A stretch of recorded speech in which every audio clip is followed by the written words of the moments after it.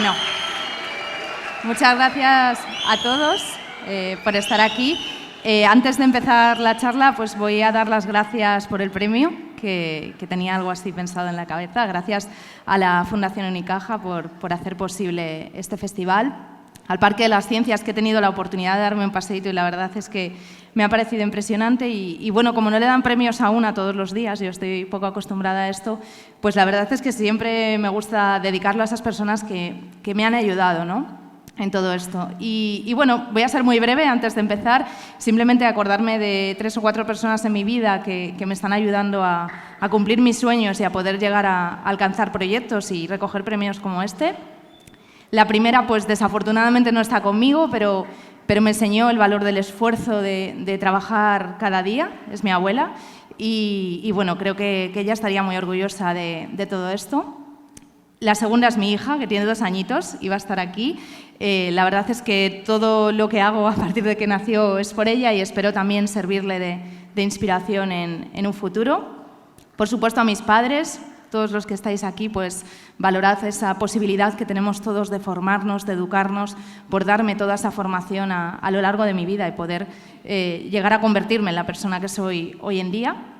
Y el último, que no sé por dónde anda, pero está por aquí, que es mi marido. Nos conocemos desde hace 23 años, no echéis cuentas porque llevamos mucho tiempo juntos.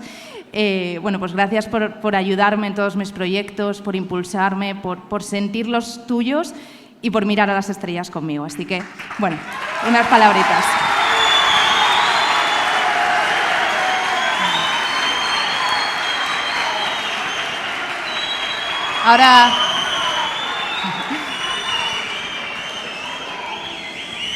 Ahora sí que sí, ya empiezo la conferencia que habéis visto que se titula ¿Podemos realmente manipular el clima? Como bien me han presentado, pues yo llevo más de 15 años dedicándome a hablar del tiempo, de las predicciones del tiempo y de cómo el clima en nuestro planeta está cambiando.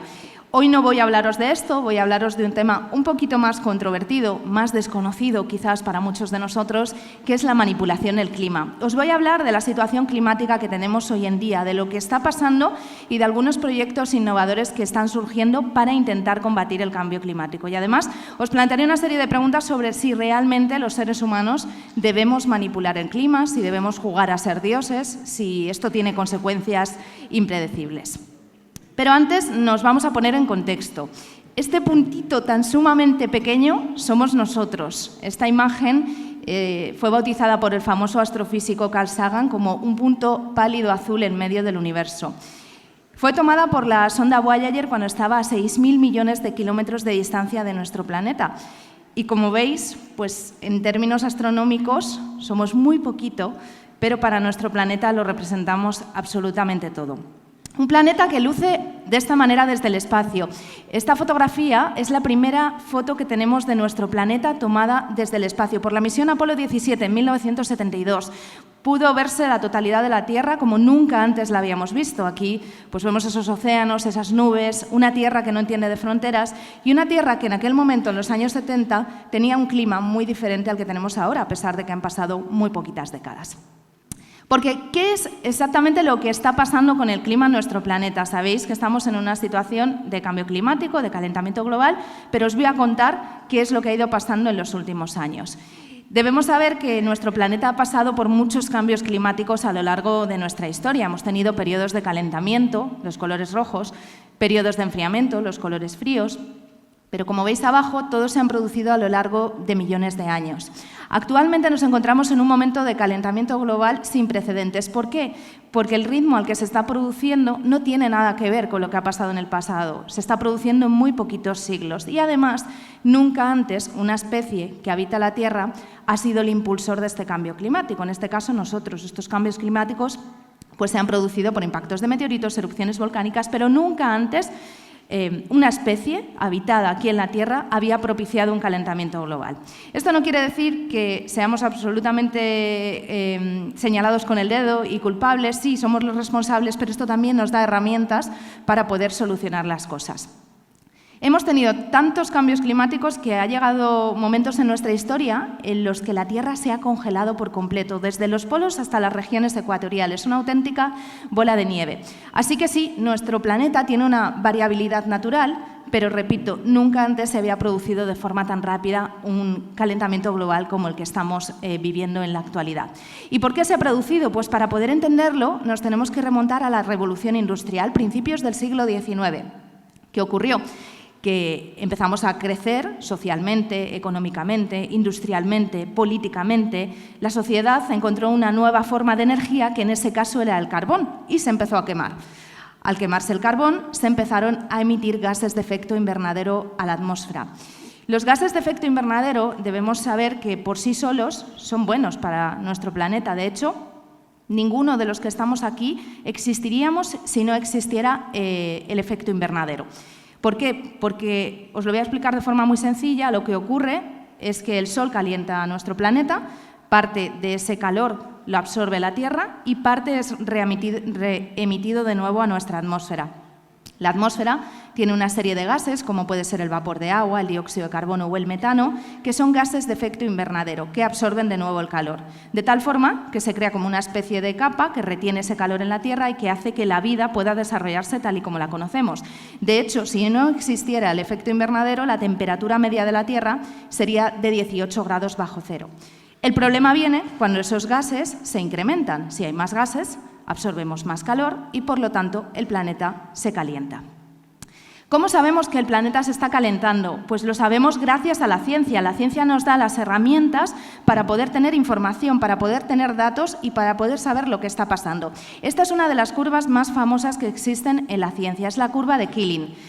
Charles Keeling era un científico, era porque ya falleció, continúa su trabajo su hijo, que se dedicó minuciosamente a tomar las concentraciones de dióxido de carbono cada 3 horas durante toda su vida. Y cuando digo toda su vida, es de día y de noche. Se levantaba todas las noches, cada 3 horas, para tomar esos datos e incluso en el parto de su mujer se salió fuera para tomar las mediciones. Yo creo que la mujer no debía estar muy contenta con esto. Pero gracias a él tenemos una de las curvas más representativas de toda la ciencia que, como veis, nos muestra cómo el dióxido de carbono ha ido aumentando a lo largo de las últimas décadas y, sobre todo, a lo largo de este último siglo. Tenemos también otros datos que nos muestran que el clima que tenemos ahora no tiene precedentes. Los científicos también extraen testigos de hielo, masas enormes de hielo de la Antártida y del Ártico, donde en esas burbujitas de aire queda atrapado el dióxido de carbono y se puede analizar la concentración que había hace cientos de años en nuestro planeta. En este caso tenemos una reconstrucción hecha hasta hace 800.000 años. Y si os fijáis, nunca antes, al menos en los últimos 800.000 años, habíamos tenido unas concentraciones de dióxido de carbono como las que tenemos en la actualidad. De hecho, nos tendríamos que remontar al menos hace 3 millones de años para encontrarnos con una situación similar. Así que esto nos da un poquito testimonio de lo que está pasando, y lo que está pasando es esto, que nuestro planeta se está calentando. Es cierto que empezamos a principios del siglo XIX a emitir esos combustibles fósiles, esos gases de efecto invernadero, pero sobre todo el calentamiento más importante ha tenido lugar a lo largo de los últimos años. Lo podéis ver ahí como desde el año 2000, pues esas anomalías, que son las variaciones con respecto a los valores medios, pues se han tornado positivas. Colores rojos, más calor de lo normal, básicamente. Así que esto está teniendo una serie de efectos en nuestro planeta. Seguro que muchos ya los conocéis, los estamos sintiendo en nuestras propias carnes. Hoy estamos aquí en Granada, una provincia muy afectada, por ejemplo, por las olas de calor en los meses de verano. ¿Qué efectos se están sintiendo? Bueno, los 8 años más cálidos ya se han dado en este siglo. Estamos 1,2 grados por encima de los niveles preindustriales. ¿Qué significa eso? Pues que estamos por encima del valor que deberíamos tener para ser un planeta equilibrado, con una vida equilibrada y con unos ecosistemas que puedan sobrevivir a lo que está sucediendo. 2023, no sé si os acordáis, yo lo recuerdo, un año extremadamente cálido, un verano horroroso. El año más cálido desde que tenemos registros, y veremos si este 2024 no termina de manera similar. Las olas de calor son más intensas, más largas, más severas. Los patrones de precipitación en todo el mundo están cambiando. Tenemos inundaciones en algunas regiones y sequías extremas en otras. Cada década el hielo del Ártico se está fundiendo, desaparece a pasos agigantados y probablemente para 2040 ya vivamos el primer verano sin hielo en la región del Ártico. Si las emisiones continúan aumentando, pues todas estas circunstancias van a ir empeorando poco a poco. El aumento del nivel del mar, ¿por qué? Porque al producirse el retroceso de los glaciares y al fundirse los casquetes polares y sobre todo el hielo marino del Ártico, se incrementa ese nivel del mar. Las ciudades costeras tienen más riesgo de ser inundadas cuando hay fenómenos meteorológicos extremos. Los glaciares están retrocediendo y los incendios, pues también no hace falta que os lo digan, los meses de verano están siendo cada vez más graves y sobre todo con esos incendios de última generación. Y así lo reflejan pues, los titulares que vemos en los periódicos cada día. El cambio climático es algo que nos importa a todos, es algo que está pasando, es algo que nos afecta a nuestro día a día, con esas inundaciones, con esas olas de calor. El Ártico parece que nos queda más lejos, pero todo lo que pasa allí tiene una repercusión en la vida de todos nosotros. Y esto es realmente nuestro día a día ahora en la actualidad. En concreto en España tenemos un verano que dura ya 5 semanas más con respecto a los años 80, cuando yo era pequeñita. Está disminuyendo el caudal de los ríos porque llueve menos y cuando llueve lo hace de forma torrencial y ese agua no la podemos aprovechar bien en nuestros embalses. Por eso a veces hablamos de sequía a pesar de tener unas inundaciones severas en algunas zonas. Tenemos un clima semiárido que se está expandiendo y unas olas de calor que cada vez son más protagonistas. Bueno, esto es lo que tenemos ahora, pero ¿qué es lo que va a pasar en los próximos años? ¿Qué es lo que va a ocurrir? Pues todo depende de lo que hagamos, un poco. La verdad es que el planeta va a seguir calentándose y los océanos sobre todo porque tienen capacidad de almacenar más calor que la Tierra y ese calentamiento va a durar incluso durante siglos o milenios. Pero nosotros tenemos las herramientas para intentar mitigar los efectos del calentamiento global lo máximo posible. Tendremos cambios en las distribuciones de lluvias, va a haber más sequías, más olas de calor, los huracanes más intensos en la región del Atlántico. No significa que haya más, pero posiblemente sean más severos en esa región y, como os decía, pues ese Ártico sin hielo con todo lo que implica para los ecosistemas que tenemos allí. En España, pues aquí tenéis un breve resumen por algunas comunidades de lo que puede suceder en los próximos años. Y esto sobre todo no busca asustar, sino busca concienciar y que reflexionéis sobre el hecho de que nosotros al final tenemos las herramientas para poder contribuir a que esto no vaya a peor. En Andalucía, pues las olas de calor que ya están muy presentes van a aumentar y van a ser más largas. En otras comunidades como Madrid, pues será muy fácil que se superen los 35 grados de continuo a lo largo de prácticamente todo el verano. Noches tropicales que van a aumentar y regiones en las que las sequías van a ser especialmente perjudiciales. Así que, ¿qué podemos hacer? Y aquí es donde entra en juego el título de mi charla. Bueno, destacar que se están haciendo cosas. En 2015 se reunieron 196 países, firmamos un acuerdo para cesar el uso de los combustibles fósiles, que, como os he dicho antes, son los contribuyentes al calentamiento global. Pero no obstante, aunque tenemos todos esos acuerdos y que realmente son el camino y es lo que debemos hacer, hoy os quiero hablar de los métodos innovadores, algunos un poco locos y divertidos también, que están surgiendo para intentar contener los efectos del calentamiento global y sus consecuencias derivadas, que son los proyectos de manipulación climática. Luego hablaremos sobre si está bien, sobre si está mal manipular el clima o no, pero sí que quiero enseñaros cuáles son esos proyectos innovadores. Porque, ¿qué es la modificación climática o la geoingeniería? Pues básicamente es un conjunto de técnicas, tecnologías que se emplean para alterar adrede, aposta, las condiciones meteorológicas o climáticas en una región. Es decir, nosotros creamos, los seres humanos, unos proyectos de innovación con los cuales intentamos modificar el clima para nuestro beneficio. ¿Cuál es el objetivo? Pues puede ser mejorar las precipitaciones en una región porque hay mucha sequía, puede ser disipar la niebla en un aeropuerto porque no nos viene bien que haya niebla y queremos despegar con nuestros aviones, puede ser reducir el granizo porque en agricultura el granizo hace mucho daño cuando tenemos un fenómeno meteorológico muy extremo, puede ser para mitigar los huracanes. Os digo que con los huracanes la verdad es que se ha hecho mucha investigación pero no se ha logrado reducir, o para combatir el cambio climático, que van a ser algunos de los proyectos que yo os voy a enseñar hoy. Uno de los más famosos es la famosa siembra de nubes, que yo creo que seguro que lo habéis oído porque además ahora está muy de moda y hay muchos países que lo están haciendo. ¿En qué consiste la siembra de nubes? En generar nubes de forma artificial, nubes que no se generarían de forma natural y producir una lluvia que no estaba ahí. ¿Cómo se hace esto? Pues para poder entenderlo tenemos que saber cómo se forma la lluvia. A ver, para que yo no hable tanto sola, ¿cuántos de aquí, levantad la mano, sabéis cómo se forma la lluvia? ¿Cómo se genera? Venga, a ver si estáis atentos. Bueno, por ahí. Pocos, yo creo que pocos, así que os lo cuento. Bueno, ¿seguro? ¿No lo sabéis más? Bueno, para que se genere la lluvia, lo que necesitamos es que haya unas partículas en la atmósfera muy pequeñitas que se llaman núcleos de condensación. Son como una especie de semillitas, pueden ser polvo, aerosoles, lo que sea. Imaginaros un montón de semillitas y alrededor de ellas el vapor de agua, la humedad que tenemos alrededor se empieza a condensar. Ahí se forma la gotita que compone la nube y cuando hay muchas gotitas caen por el efecto de la gravedad y se genera la lluvia. ¿Qué es lo que hace la siembra de nubes? Pues generar lluvia artificial. No tenemos esas semillitas y ¿qué hacemos? Metemos sustancias químicas para que se generen esas semillas de forma artificial y se produzca la lluvia.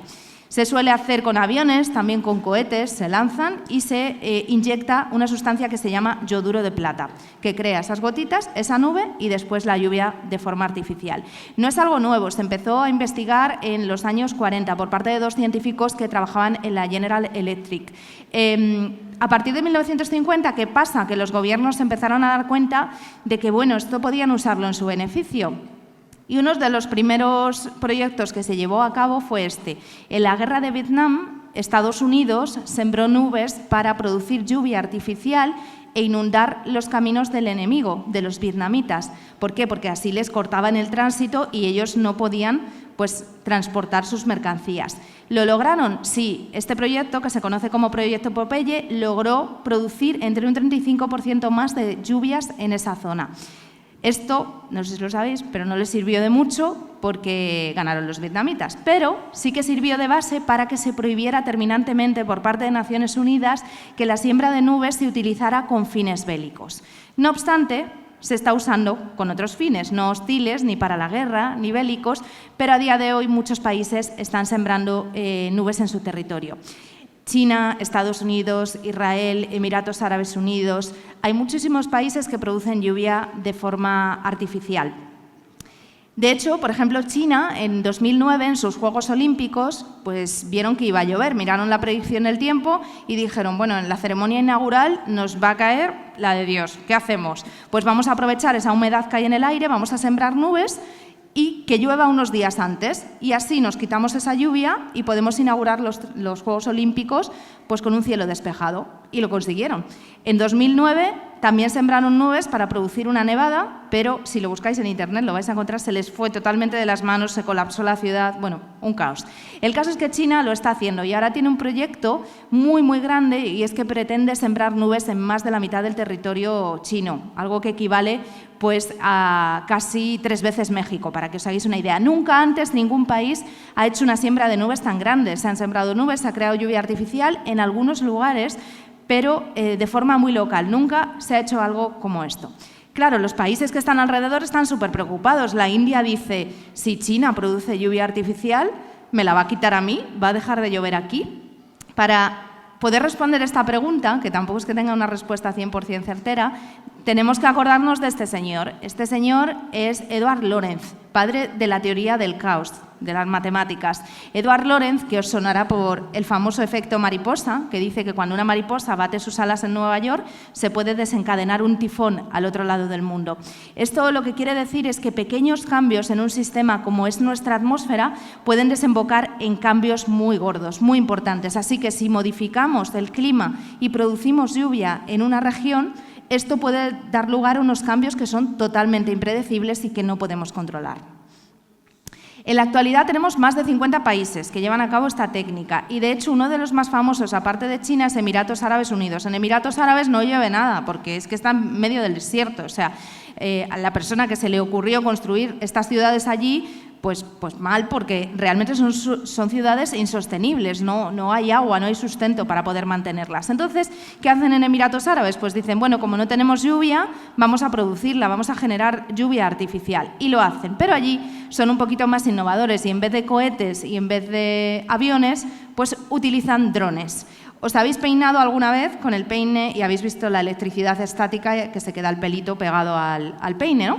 Pues algo parecido hacen los drones. Lo que hacen es que atraen todas esas gotitas de agua, esa humedad que hay en la atmósfera, la juntan y producen esa precipitación de golpe en una región. Claro, esto tiene unas consecuencias también imprevisibles, porque en vez de una lluvia ligerita que puede ayudarte a rellenar pues un embalse o abastecerte, lo mismo te cae una lluvia torrencial que te inunda toda la región y más en un área desértica que se embarra todo. Así que, pero ellos lo están haciendo.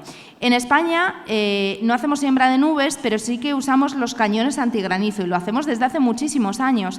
Estos son los cañones antigranizo que se usan, por ejemplo, en zonas como Aragón. ¿Qué hace el cañón antigranizo? Pues lo que hace es romper el granizo. ¿Por qué? Porque el granizo hace mucho daño a la agricultura. Entonces, lo que se hace es que se emite una onda de presión hasta una altura de unos 11.000 metros, se dispara cada 4 segundos antes de que llegue la tormenta y el granizo se rompe. Entonces ya no cae como granizo, cae como gotitas de agua o nieve semifundida. Esto se hace de forma muy local y bueno, también es bastante controvertido porque no todo el mundo está de acuerdo. Luego os diré yo mi opinión personal. Hay otra parte de toda esta modificación climática que es la geoingeniería solar, que es la que busca combatir el cambio climático, es decir, reducir la temperatura de nuestro planeta. ¿Cómo? Pues, por ejemplo, a alguien se le ocurrió, ¿por qué no simulamos una erupción volcánica para descender la temperatura de nuestro planeta? Y me diréis, ¿pero qué tiene que ver una erupción volcánica con que el planeta se enfríe? Pues mucho. ¿Por qué? Porque cuando una erupción volcánica es lo suficientemente potente, inyecta una serie de gases en la capa que está por encima de nosotros, la estratosfera, que os sonará porque hace unos años un tío se tiró desde la estratosfera con Red Bull y fue muy famoso. Bueno, pues ahí llegan esos gases que se comportan como pequeños espejitos que reflejan la radiación solar de vuelta al espacio. Es como si se creara una capa que impide que la luz del sol, la radiación, llegue a nuestro planeta y por lo tanto se enfría. Tenemos algunos ejemplos. En 1815 tuvo lugar lo que se conoce como la erupción del Tambora, que dio lugar en 1816 al año sin verano. Esta historia es muy curiosa y la verdad es que siempre me gusta contarla porque esa erupción tuvo lugar en Indonesia, pero sus efectos se sintieron en Europa. En Europa descendió la temperatura de golpe porque todos esos gases provocaron un oscurecimiento, por así decirlo, de nuestro planeta y un descenso de la temperatura.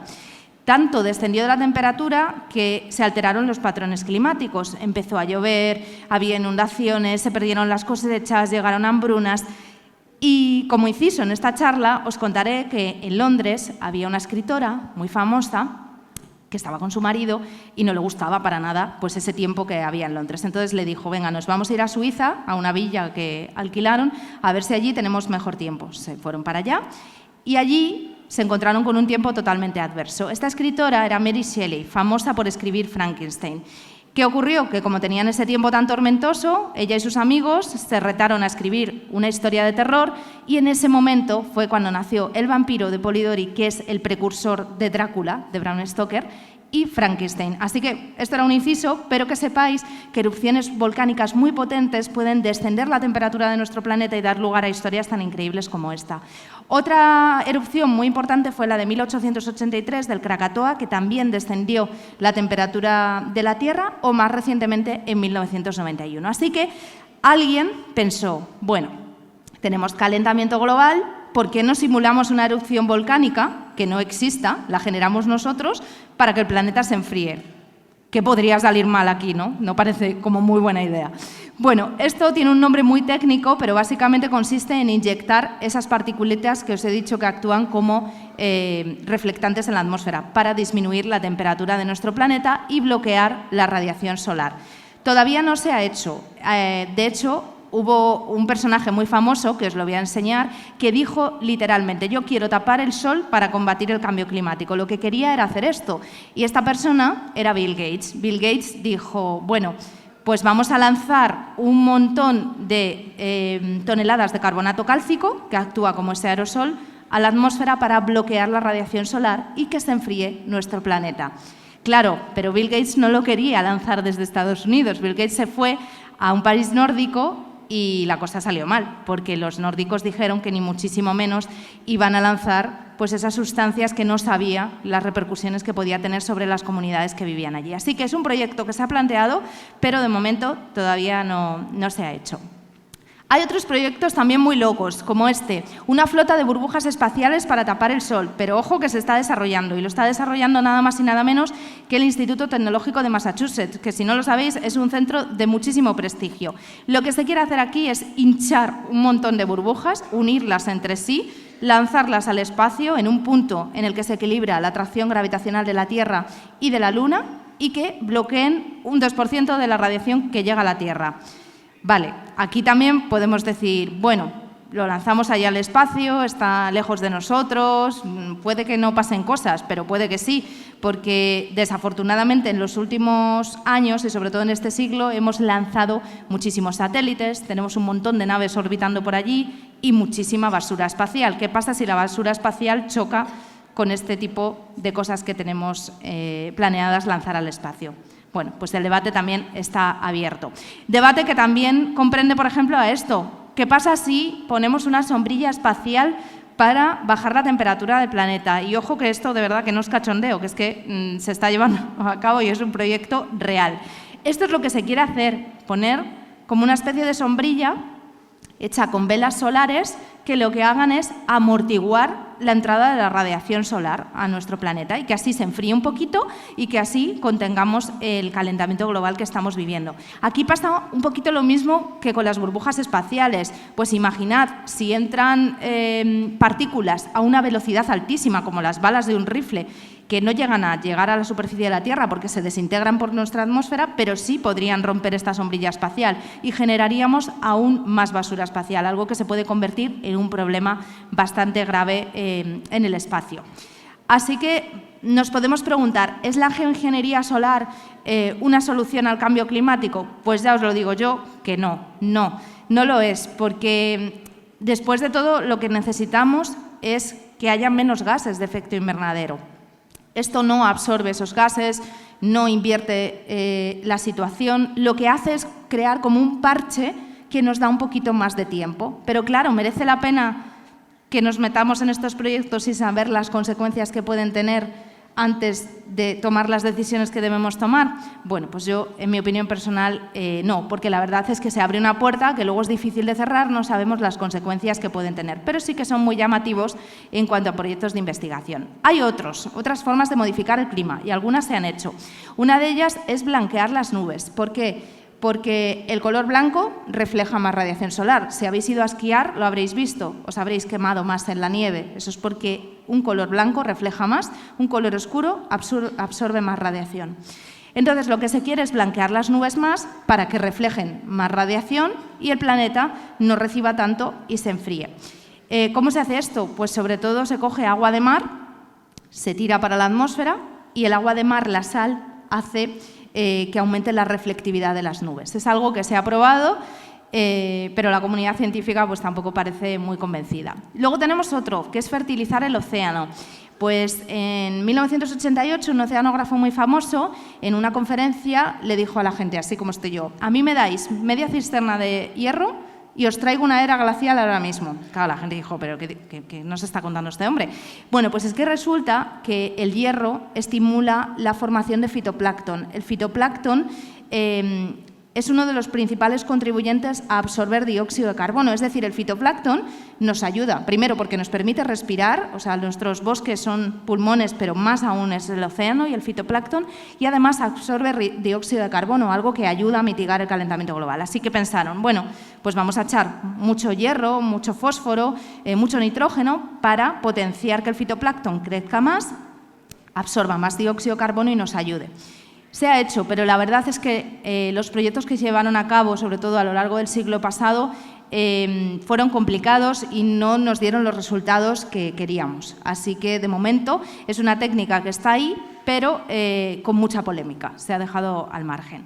Esta técnica sí que se está haciendo hoy en día y, de hecho, los informes más famosos científicos la muestran. Es coger el carbono, el dióxido de carbono que tenemos en un sitio y meterlo en otro. Yo no sé si a vosotros os parece buena idea, a mí no, porque coger la basura de un lado para meterla en otro, pues es dejarla en otro lugar que va a traer problemas, pero esto lo que hace es que coge ese dióxido de carbono y antes de que se libere a la atmósfera lo almacena debajo de la tierra. tampoco es como la mejor idea para todo esto. Es muy caro, además, requiere mucha cantidad de energía, que también, si no es energía limpia, renovable, puede contaminar, así que no es una solución a largo plazo del cambio climático. Así que, como veis, pues esta charla plantea una serie de desafíos éticos. Proyectos hay muchísimos, se están llevando a cabo unos proyectos de investigación y desarrollo tecnológico increíbles, pero realmente esta es la pregunta que os hacía al principio. ¿Debe el ser humano jugar a ser Dios con la naturaleza? ¿Debemos meter la mano en nuestra atmósfera para intentar solucionar el problema que entre todos pues hemos creado? Pues la verdad es que no. Aquí el único camino que hay es que dejemos de contaminar, es que cambiemos nuestro estilo de vida. Es difícil porque vivimos en una sociedad autoconsumista que consume, desecha, consume, desecha. Todos los que estamos aquí hacemos esto hoy en día. La ropa que lleváis, mucha de ella, es producida por una industria de la fast fashion que contamina muchísimo. Hay un lugar en el desierto de Atacama, en Chile, donde todos los años llega ropa usada y sin usar, con etiqueta de las tiendas directamente y que no se vende y se tira allí. Y eso contamina muchísimo. Pero al final yo creo que todo esto nos da el poder de decidir lo que queremos hacer. A mí nunca me gusta decir que los que estamos aquí somos los culpables de la situación, pero sí que tenemos herramientas, tenemos el poder para poder solucionar las cosas. Todas las acciones que hacemos cuentan. Cada decisión que vosotros tomáis en vuestro día a día cuenta para el planeta y eso es fundamental. Así que la geoingeniería no es la solución. Vamos a tener efectos del cambio climático que todos vamos a ser testigos. Vosotros sois súper jóvenes y los años próximos pues vendrán grandes desafíos, pero yo siempre traslado optimismo y al final vosotros tenéis las herramientas, vais a poder tomar decisiones de cara al futuro, podéis inspirar, podéis dar ejemplo y al final ese es el único camino para mitigar la situación actual de cambio climático que tenemos. Así que, bueno, pues muchísimas gracias, yo espero que os haya gustado y ya está.